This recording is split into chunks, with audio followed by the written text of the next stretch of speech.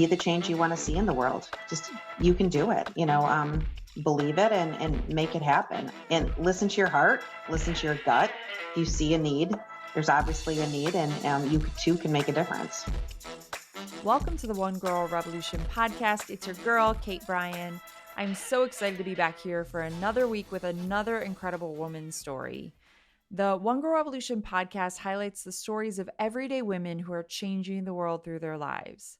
Every week, I talk to inspiring women and girls who are doing something incredible to make a difference in the world. I hope that this podcast inspires you and helps you to see the power that you have to change the world through your own life. If you have a story for us, a comment, a topic you'd like us to cover, or anything else, let us know. We want to continue to evolve and grow, and we want you to be a part of that. You can find us on social media, Facebook, Twitter, and Instagram at One Girl Revo. That's the number One Girl REVO. We're on YouTube at One Girl Revolution. That's the number One Girl Revolution. You can find all of our podcast episodes, videos, social media links, and everything else on our website at onegirlrevolution.com. That's the number onegirlrevolution.com. We are so grateful for you, and honestly, we wouldn't be here without you. So thank you for listening to this podcast. Please subscribe wherever you listen to podcasts, Apple Podcasts, Spotify. We are everywhere. Please subscribe, leave us a review, and please share this podcast with all your friends and family. Before we get into today's episode, I want to talk to you about resilience.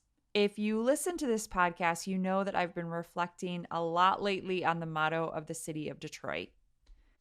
The motto is, "We hope for better things, it will rise from the ashes."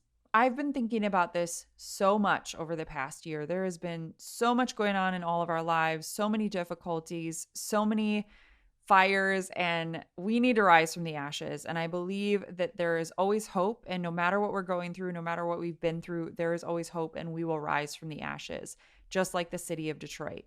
So not to sound like a broken record, but that's why I keep talking about it. I hope that that phrase moves you as much as it moves me.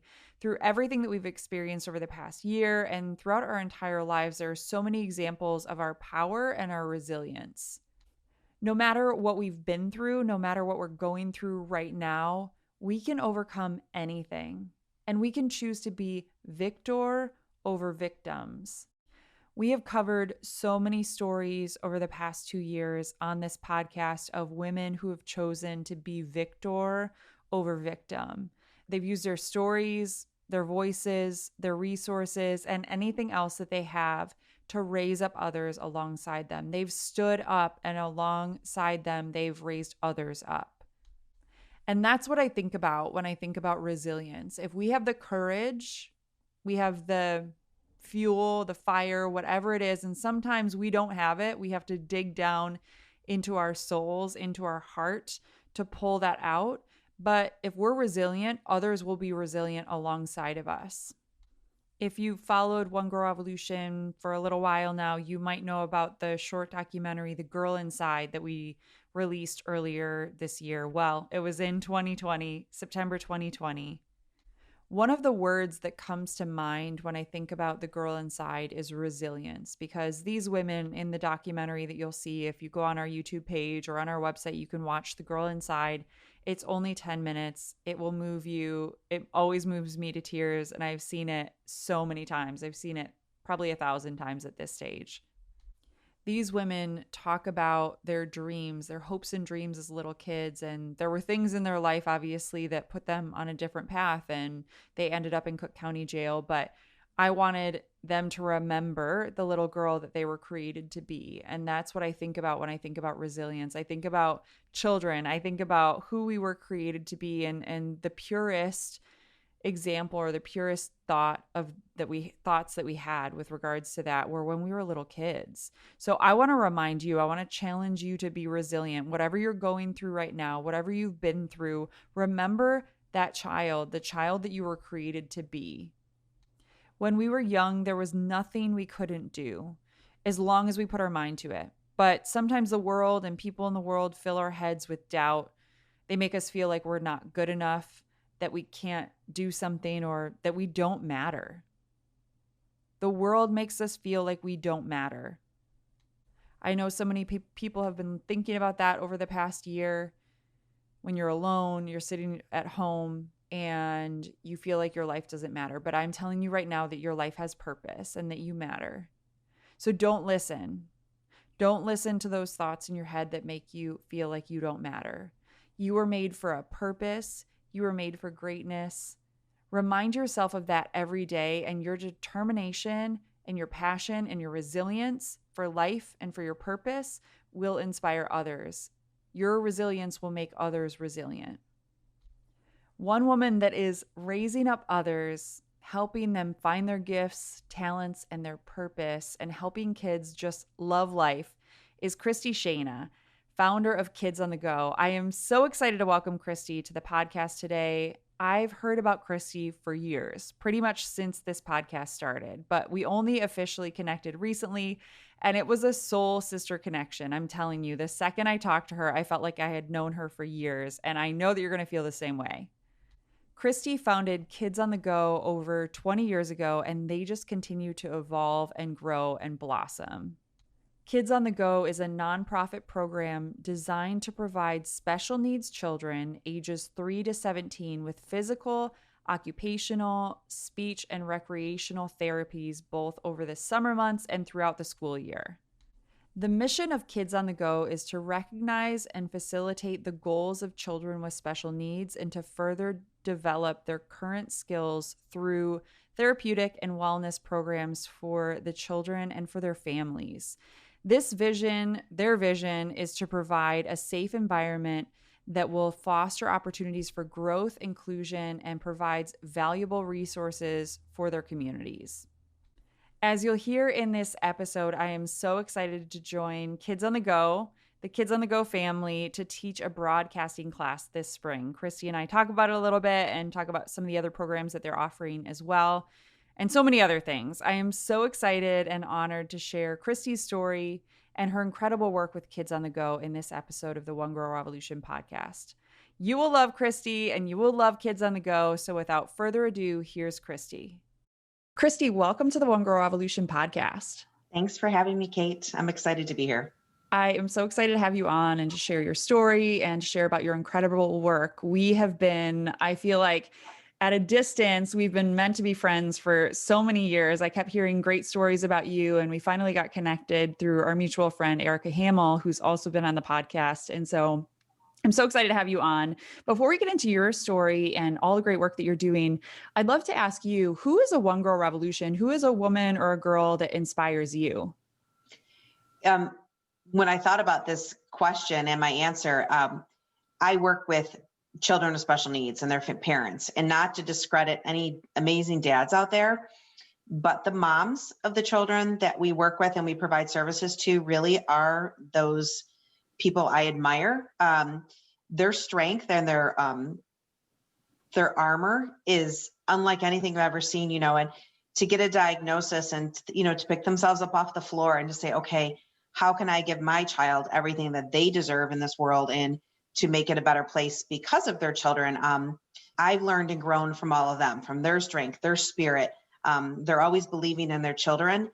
And you'll probably hear a little bit later of my own journey of having children with some special needs, how those moms have blessed me to teach me that strength. So I think it's those groups of moms who have been gifted a beautiful child that may be an atypical learner, really are who I admire and look up to.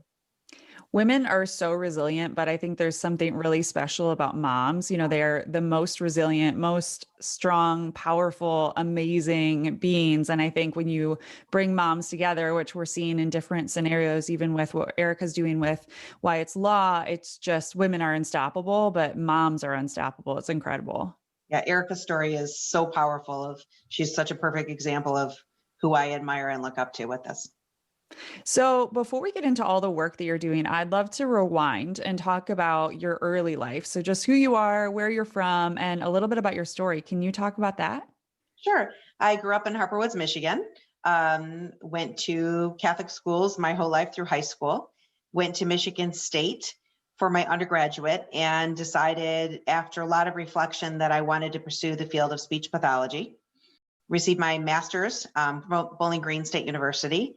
and started out with my passion really working in more acute and clinical care, and working in after my fellowship was working at Bi-County Hospital in Warren, Michigan. And that's really where a lot of what I do today began to kind of unfold. And you got married and you have a family as well. Can you talk a little Yes. bit about that? Yes. I've been married since 2002, and I have 3 children. I have a 16-year-old Anthony, and I have twins who are 14, Audrey and Luke. We reside in Grosse Pointe Woods, Michigan, and are active at our church, and we're active in their schools. They're all in high school now, so blinking and time is flying by. It's crazy. It's crazy. And then before long, they're all going to be in college, and I'm sure changing the world just like you are, because you're such an incredible Hope so. example to We're them. trying to keep empowering them to do that and show them that they can make a difference in this world too. So I want to talk about kids on the go. How did that? I love suddenly moments, and I feel like there are so many suddenly moments in our lives. Can you talk about like maybe when the idea sparked for kids on the go, Yeah. or when you saw that need? Yeah. So, as I mentioned, I'm a speech pathologist, and I was working in a local hospital in the late 90s. And in the spring, you'd get phone calls from parents looking for therapy services for their children in the summer. And back then, it was a small hospital. We did our own insurance checks. So when I called the insurance company, I was kind of shocked to find out that their benefits did not include services for these children. The insurance companies felt that the schools provided these services, so therefore they did not. And being naive at the time, I called the billing office to find out how much it was for private pay for a child to still receive speech therapy. So back in the late 90s, the price then was $45 for 15 minutes of therapy. So if you think of a child with Down syndrome, they need more than one therapy, and they definitely need more than 15 minutes of therapy a week. And the common response was the parents, we just can't afford this. And I reached out to someone from the local intermediate school district to talk about this. And it's kind of the same thing. These children just fall behind. So they work all year on their skills. The teachers and special therapists will work together to put something together called an individualized educational plan for the goals. So they're setting goals for the next school year. So what happens? The children go home for summer vacation. Nothing happens in the summer because either they can't afford it, there's no options for them. When they go back to school in the fall, you hear typical developing children, it can take till a month for them to catch up, right? We have a child with special needs, it can take until December for them to catch up. So it was just this constant cycle of them falling behind, catching back up. And it kind of empowered me to think, well, what can we do? So a colleague and I came up with the idea of having a summer camp with a tuition. And after telling our parents about it, they said, we love the idea, but we can't afford that. My child also has these medical needs. So it was then that I had the idea to approach the community and say, can you sponsor a child to attend camp? So the idea was born. We went into Macomb Intermediate School District and really watched what they were doing with the program. The ages we wanted to focus on were 3 to 6. So we kind of got an idea and talked to their therapist. And our goal was to take the child's goals from their IEP and carry them over into the summer months so that they weren't falling behind. And that's really how Kids on the Go started. We started in the basement of Bi-County Hospital with a physical therapist, an occupational therapist, a speech therapist, and a budget of $6,500. Rick Frazier was currently working for Charity Motors at the time, and someone from the hospital marketing knew him and reached out. And so they were our big sponsor our very first year. And AAA was another sponsor that year, and it just kept growing. And here we are 23 years later, and the program we still have that specific multidisciplinary camp program we run, but we've grown to offer so much more. I love your story so much because for so many reasons, but one of them is you just had this idea and you just sort of stepped forward and everything started working out. I think there are a lot of people, and probably a lot of people who are even listening to this podcast, who might have an idea or see a need, and we just get scared. We don't want to step out because we're like, well, I don't have the money, or I don't have the resources, or I don't even know where to start. And I think it's just incredible that you stepped out, and then everything, I'm sure there have been some really difficult moments where you've been like, are we doing the right thing? Is this ever going to work out? But it's so beautiful to see 23 years later that things have just evolved and grown, and it really started at that one little step. Yeah, I have a very strong faith, and I don't believe in coincidences. And part of my story includes of why I think I'm where I am today. But yeah, I do remember some of those moments, but some of those moments were the ones that have made me step outside my comfort zone and make Kids on the Go stronger, When we first started, we were under a hospital umbrella for our 501c3. And back in 2012, as healthcare was changing, the hospital we were affiliated with said, we have to change this. You have to become our employees. And, it was going to cost our organization and more money. And that is when we decided to become our own independent 501c3 with the support of our advisory board, which became our board of directors. And it was really that pivotal moment in becoming independent that I really feel has opened the door for us, and we have grown so much. So yeah, it was that toughest moment, I think, in our history, which has made us strong and still here today. You have so many incredible programs that are going on right now, and it's just been so beautiful. It was great for me to like go back and look at some of the evolution of Kids on the Go and how it's grown. And I'm sure there are so many different stories and things you could share about it. But can you talk about, for people that are listening, what Kids on the Go is now, and about some of the programs and services that you have? So we now provide therapy for children ages 3 to 17, free therapy. And our programs are physical, occupational, speech, recreational therapy. We are also in 4 counties, Wayne, Oakland, and Macomb. And we last year, for the first time, opened up our first program up in Grand Traverse in Traverse City. So that is something we're growing and expanding, and we're really proud of. And again, recognizing a need up there. And one of our former staff is helping kind of take the lead for Traverse City. How programs kind of evolve, we do ask parents, what is it that your child doesn't have the opportunity to do that so many typical developing children have the opportunity to do? And some of them will tell us verbally. Some of us will write down in a survey at the end of the summer, and we kind of review those. We have a program committee. Some are inspired by little things. Years ago, I was at a Legatus picnic, and I saw a young man at the picnic with Down syndrome shooting basketball. Being a Spartan, I love basketball. And it got me thinking. And so I started researching, and the closest basketball programs I found to Detroit were either Clarkston or Southfield. And they really weren't the same model of what Kids on the Go was doing here in southeastern Michigan. So I decided to, and this is where the Godwinks come in, that 2014, Anthony Ianni, who played for Michigan State, he's the first NCAA Big Ten player to play basketball with a diagnosis of autism. He was our keynote speaker at our gala that November 2014. So I reached out to him early in January of 2015 and said, okay, I know you live in Livonia, and I know you and your wife are expecting your first baby, which she'll be 6 this coming up week. But would you ever consider working with us in coaching a special needs basketball camp? I'll give you the support staff. And he said, let me talk to my wife and I'll get back to you. And Anthony quickly responded and said, Kelly and I both know I need to do this. And so Anthony's been with us for 6 years, and that program has just evolved. So it kind of started with one of those, Godwink aha moments. We're currently doing a Teens to Work program. Really that program. So we started with children ages 3 to 6. And what would happen when I first started getting children graduating out of our program, a parent would cry to me and say, what do I do? And that's how we started we added a handwriting program. And originally you had to have 2 out of 3 therapies that you were receiving to qualify.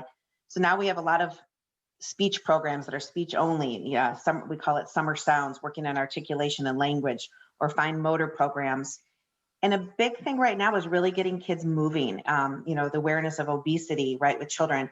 And if you look at the statistics, children with special needs and teens, obesity is so much higher. They don't have the opportunity to participate in sports like our typical children do. They don't make the high school basketball team or football team. They're told they can be managers. So you look at those different sports programs, and how can we adapt and make our staff make these programs be successful and let them participate like your typical developing children do. Our football program will be 3 years old this year. It's a flag football program. And that was inspired. Tawan Jones, who played Michigan State's Rose Bowl team, was a volunteer for a basketball program. Anthony Ianni asked him to come play and volunteer. So after 6 weeks, Tawan was, tying up his shoes, and he looked at me and he says, when are we doing football? And I kind of looked at him. I said, you do mean flag football, right? And he laughed. He said, yes, Christy. So together with Tawan and Kevin Shubno, who does Grosse Pointe North football coach and CYO Chargers over here in St. Clair Shores, we started our flag football program. It's also called All-Star. And Tawan's brought in Darian Harris, who played in the Rose Bowl team, Donovan Clark. And really, it's just been inspiring to kind of keep bringing new programs, but other people that bring them to us and make them possible. We do cooking now, which is a great way to kind of incorporate creativity and culinary, and kids who are picky eaters, and helps again with increasing their foods and overall health and wellness as well. Well, and I'm really honored and excited because I get to participate in your programs, and I'm doing a communication program with you guys this spring, which is really, really exciting. And that's one of those not a coincidence, but a God wink too. JT Mesta, a great young man with a great story, had me on a podcast, and we got talking, and we talked about this possibility of our teens being able to learn about broadcasting and podcasts. We have a movie makers class right now that's been phenomenal through the years. And this is just kind of that next step for our kids. And JT does a lot of travel and work with his own foundation. So I was looking for that one constant person, so that when you and I talked, Kate, I had no hesitation to ask you, are you interested in working with us? So we're really excited to add that to our spring course list this year. It's going to be so cool. I'm super excited. Great. So with COVID, I know this is like everybody asks these questions about COVID, but I feel like it's just become so much a part of our lives, and we'll never forget 2020 and everything that's going on now in 2021.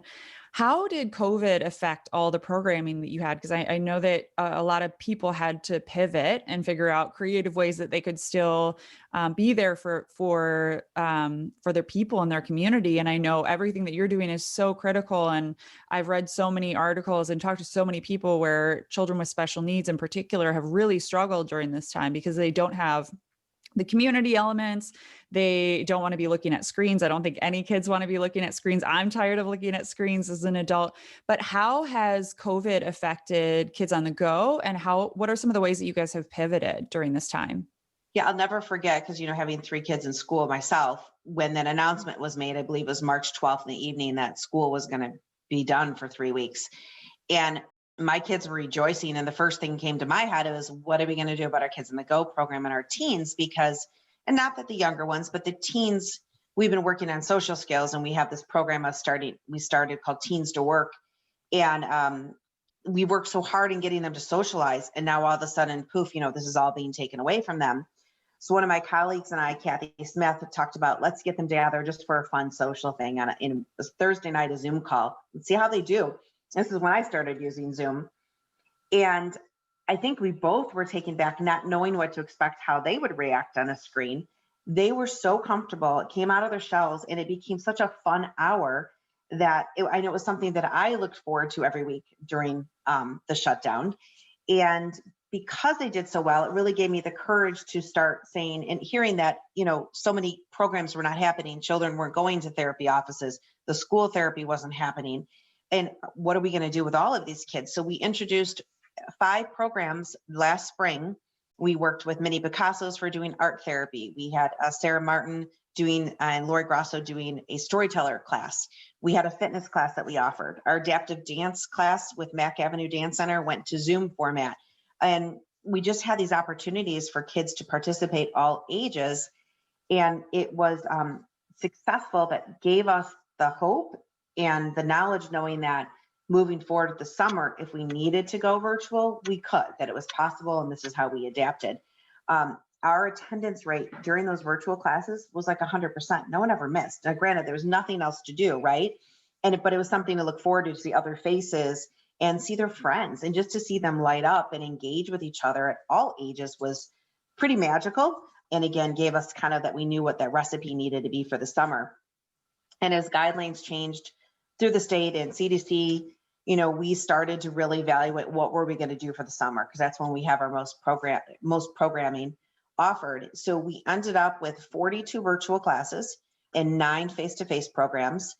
8 of the 9 were actually outdoor programs, or sports programs. So instead of being inside for a gym, we moved to outside. We redid our basketball courts at our nonprofit centers. We were able to be outside.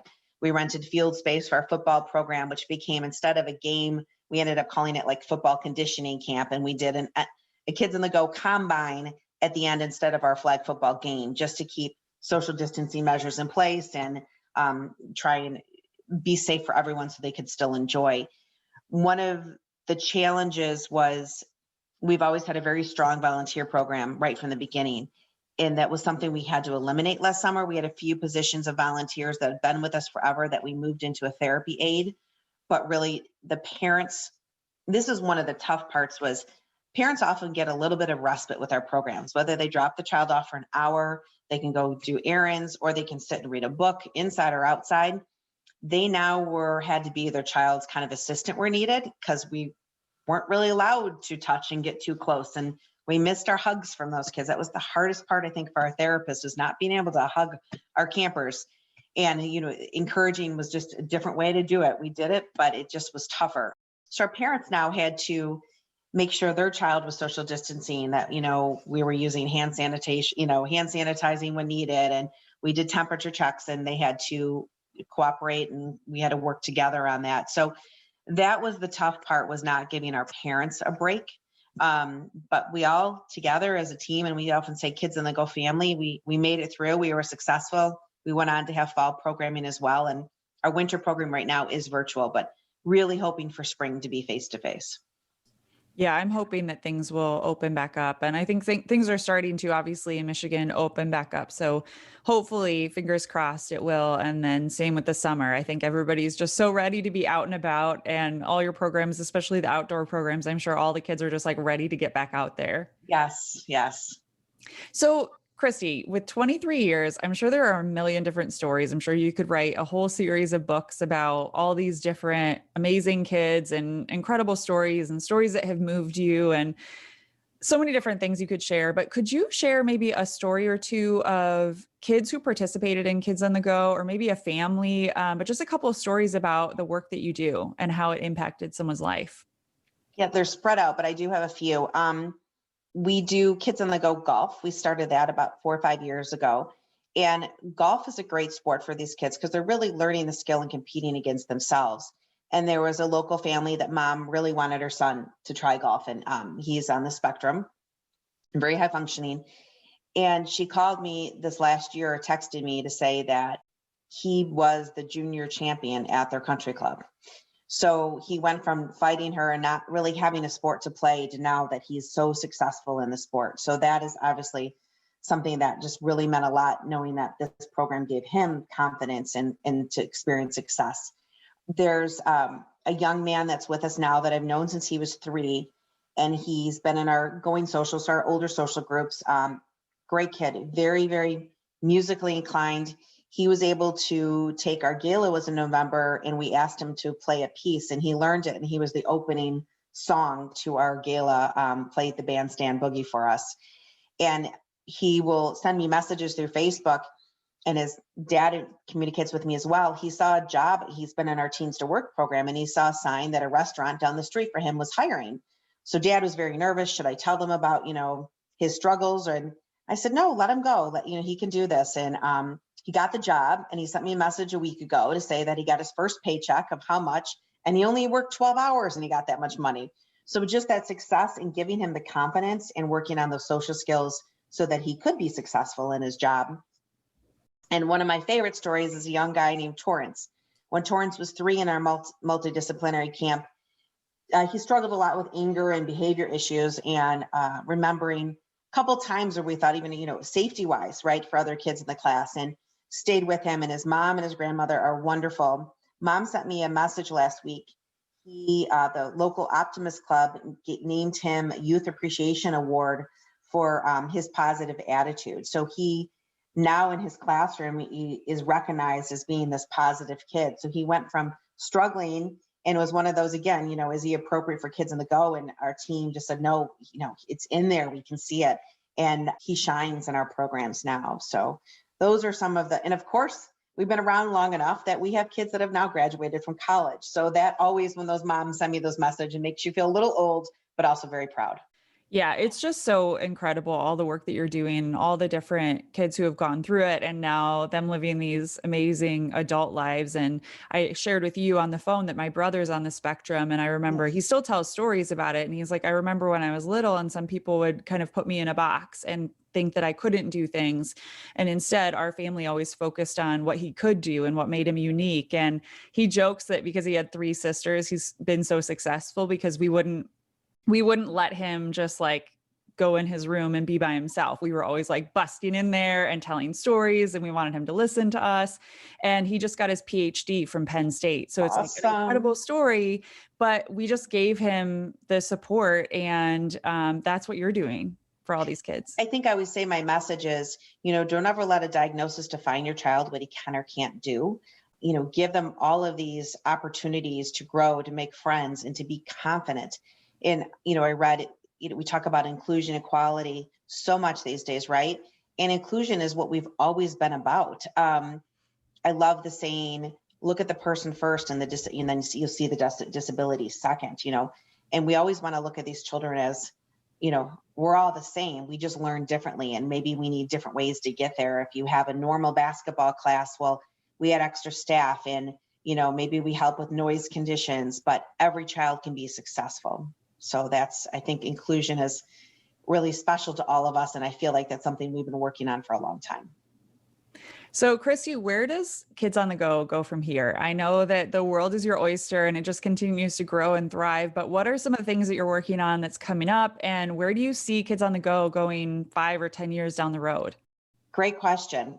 So obviously we've expanded here in Michigan, Traverse City, and Natalie up there is the director. She's a physical therapist, is a huge promotion of learning outdoors. And I really see with everything that's out there with nature and Traverse City and opportunities, I really see that program growing in a whole different way of, the opportunity of being outdoors. Here, I have such a passion for my alma mater, Michigan State, and have had such great relationships with so many of the athletes. One thing Annie and I've been working on with Michigan State, and we're hoping we're a lot closer, is adding a sensory room to the Breslin Center and giving families an opportunity. And I would love to see the football stadium at one point do this as well. And actually, the Wharton Center for Performing Arts has sensory friendly performances. So Michigan State really is paying attention to these children who need different opportunities. So Anthony and I have worked with Angie there at Michigan State and proposed this idea of putting a sensory room at the Breslin. And I think we're getting a lot closer. And really, I would love when that room is done to offer a challenge to other colleges, universities across the country to have those opportunities where a family can go to a sporting game or an event and be able to go as a family and have this room where if a child's struggling, they can go decompress and be quiet for a minute, but not be left out of that family adventure or that family time together. So that, I think, just bringing it to that level would be, such an honor and a reward, I think, for so many to have that facility available. Recently had a dad, as like a week ago, reach out to me from Minneapolis or outside of Minneapolis. He has a son on the spectrum and he wanted to come to Kids on the Go for a week and let his son experience basketball. And again, this is how ideas get born with Kids on the Go. And I explained to him, I'm sorry, we actually meet once a week for 6 weeks, but again, reminded him, let's stay in touch. And sometimes this is what fuels new ideas.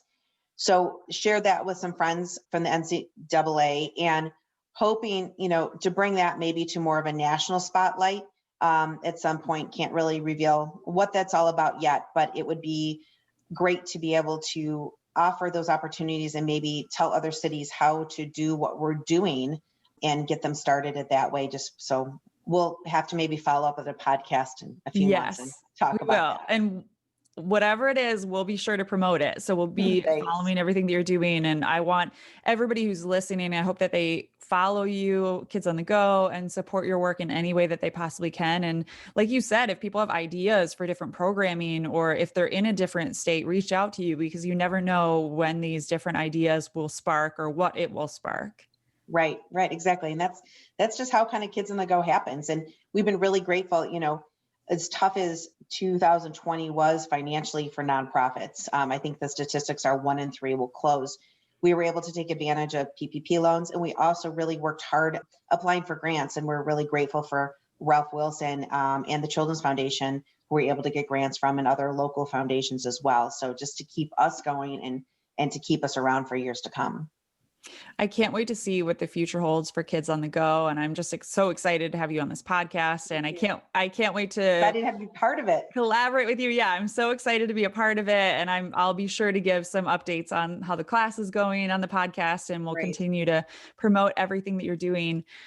Christy, if you could just boil down to the root, to the heart of what you do and what drives you with Kids on the Go and everything that you do. I'm always curious, like what it is within people that, really sparks their So one passion. thing we didn't really talk about, it was kind of interesting, my personal journey story. So being a speech pathologist and recognizing the need, 9 years into running this program, my twins were just about 14 months old, and I had a 3-year-old.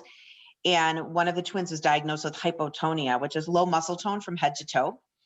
And I had my moment of, you can't catch your breath. And, was this my, did I cause this moment? But was so blessed to have Kids on the Go, bless me, where I knew who to reach out to and my resources. And my son was in Kids on the Go for 2 summers to keep him going and knowing what therapies he needed and really to be his advocate. Later on in 5th grade, he was diagnosed with moderate to severe dyslexia. And again, Kids on the Go has empowered me to be his advocate. And just recently we had, he took a midterm exam and came home, and I said, well, did you use your accommodations? Well, no. And, I was able to kind of be his advocate, and I'm still trying to guide him to be his own advocate. My oldest, when he was in 4th grade, he was diagnosed with a rare form of epilepsy. So, and again, it was one of those moments that takes your breath away. But I've been so blessed with my program and the people I know in the medical community that are my mentors and my friends and my supporters that I can reach out to. So I really feel that, God whispered in my ear a long time ago what I needed to do and what direction I needed to take, and that this program has truly blessed me, and hopefully as much as we've been able to bless others. And I hope that everybody who's listening, no matter what you're going through, no matter what your kids are dealing with, there are always places where you can find answers. And I think Kids on the Go and other communities, we've highlighted a lot of different women who are doing incredible things in building communities for a variety of different issues or topics or things our kids are going through. And so look for answers. Social media is such a powerful force in that to connect people that might not otherwise be connected. Right. Absolutely. And that's, the beauty of today versus 23 years ago is the power of the internet and social media. And I'm always willing to talk to people from wherever they are around the country. And just ask, if you have a thought or an idea, don't be afraid to act on it. My favorite quote is from Gandhi. I think it's been forever. It's, be the change you want to see in the world, and be that change. And you can be that change. You have the power to change the world through your life, which is what we always say here at One Girl Revolution. So Christy, for people that are listening, what can they do to support Kids on the Go, to support the work that you're doing, get involved in the work that you're doing if they're in Michigan, or really, if they're anywhere else, especially if things continue to evolve and grow? And what can they do in their own communities? Like if they want to get involved and do something for kids in their own communities, what advice would you give them? Yeah, so people that get involved with Kids on the Go, we have so many opportunities. Obviously, volunteering. It's we take people of all ages. We are at a nonprofit center. It was a former elementary school with 7 other nonprofits, and it's a great place to be. In the back of the school, we added, with the Grosse Pointe Sunrise Rotary, we added a garden. So we're actually looking to start like a gardening club and have people help us continue to beautify. And we worked with Alman's Landscaping and doing raised garden beds and having the kids learn about planting and growing herbs and vegetables. And so we're looking for volunteers to help with that. Because it was a former school, there's field space that, after it had been closed for 8 years, kind of been neglected. And, our goal is to kind of beautify that space a little bit more and be able to use it for programming in the field. So those are opportunities to get involved even outside during, COVID times. Obviously, sponsoring a child, sponsoring a program. We've got great relationships with like United Wholesale Mortgage, Real Estate One, that have done great programs and things for us that help us to grow and to add on. We added a Life Lessons Lab, which is a work program. So people who have craft skills and those kind of abilities can help us develop the teens learn to make things. And then we have a shop where they can sell them in confidence. We work with a local credit union on financial literacy. So people that have those gifts that want to share with us. And as far as the community level, there's a local run. The Grosse Pointe Sunrise Rotary does a run, and they reached out to me about the run this fall and needing volunteers. And so if, people need volunteers, our Teens to Work program, great kids who are looking for this type of job experience, and we would be there to supervise and help. So opportunities for us to give back as well. And just inquire and ask questions. And we'd love to talk about any opportunities with anyone. Yeah, and I want to encourage anybody who has a business, if you're looking for something good to support, I love that more and more businesses are kind of setting themselves up to be a social enterprise in a way, whether Yes. it's giving people job opportunities or donating, giving a percentage of everything that they're earning, which I think is great. And especially during COVID, we've seen that more than ever. So I want to encourage anybody, if they want to sponsor one of your programs or sponsor one of the kids that is going through the program, to reach out to you guys. And then, yeah, every little bit helps. So if you're listening and you're just an individual, donate, follow Kids on the Go on social media. I will post all the links. I'll post your website so people can easily get in touch with you. And yeah, you're just doing incredible work. And I'm so honored and excited to highlight it. We're hoping to get back in the pre-COVID days, we used to do a sponsor night. So all of our sponsors, if you sponsor a child at $500 level, you are paired up with a child from our program, and that family and the child would create artwork or write a letter thanking you. If it's a business, you're acknowledged with the plaque, but the sponsors go on the back of our camp t-shirts as well. And it was always a really special night, just so many of us are making donations, right? And we're supporting nonprofits, but you often trust where that donation is going to go. With Kids on the Go, we want you to see where your donation's going. We want you to meet where your donation went. So that's something that's kept Kids on the Go unique. And we're hoping to get back to those roots this summer in some way, or at least have days where our sponsors and donors can come in and take tours and really experience what it is that they're supporting. Kristy, it's just, you're doing such incredible work. Thank and I you. can't wait to continue to follow. And I know everybody Thank who's you. listening is going to follow. Before I let you go, I always end this podcast on one question. And so I'd like to ask you, if you could leave women and girls around the world with one message, what would it be? I think what I mentioned earlier, be the change you want to see in the world. Just, you can do it, believe it and make it happen, and listen to your heart, listen to your gut.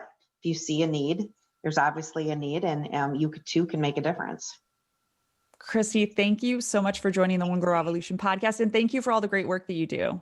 Thank you. Look forward to working with you.